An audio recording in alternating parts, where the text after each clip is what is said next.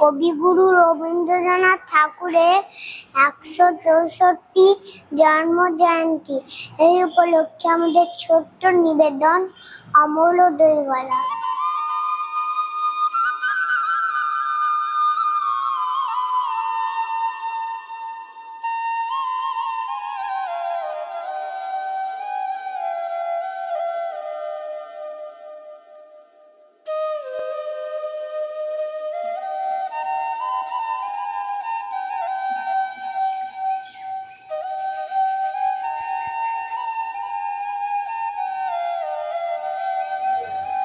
দই দই ভালো দই ভালো দই দই দই ভালো দই দই ভালো দই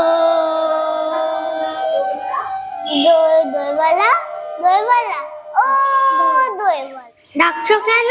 দই কিনবে? কেমন করে কিনবো, আমার তো পয়সা নেই। কেমন ছেলে তুমি, দই কিনবে না তো আমার বেলা বইয়ে দাও কেন? আমি যদি তোমার সাথে চলে যেতে পারতো তো যেতুম। আমার সঙ্গে? হ্যাঁ তোমার সঙ্গে।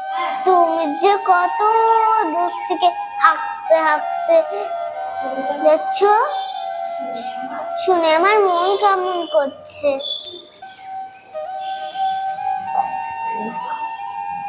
বাবা তুমি এখানে বসে কি করছো? কবিরাজ আমাকে বেরোতে বারণ করেছে। আহা বাছা, তোমার কি হয়েছে? আমি জানি না, আমি তো কিচ্ছু পড়িনি, তাই আমি জানি না আমার কি হয়েছে। দইওয়ালা তুমি কোথা থেকে আসছো? আমাদের গ্রাম থেকে আসছি। তোমাদের গ্রাম? তোমাদের গ্রাম? আমাদের গ্রাম ওই পাঁচপুরা পাহাড়ের তলায় সামনের নদীর ধারে। আমার মনে হয় আমি তোমাদের গ্রাম দেখেছি, বড় বড় গাছের তলায় তোমাদের গ্রাম। পাহাড়ের গায়ে সব গরু চড়ে বেড়ায়। কি আশ্চর্য, তুমি ঠিক বলেছ। তুমি নিশ্চয়ই কখনো সেখানে বেড়াতে গেছিলে। কবিরাজ আমাকে যেদিন বাইরে বেরোতে বলবে সেদিন আমাকে নিয়ে যাবে তোমাদের গ্রামে। যাবো বই কি বাবা, খুব নিয়ে যাব।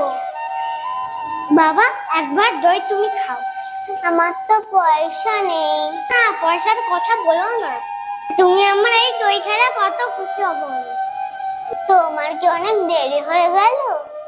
না কোনো দেরি হয়নি, দই বেচতে যে কত শোক তোমার কাছেই শিখে নিল।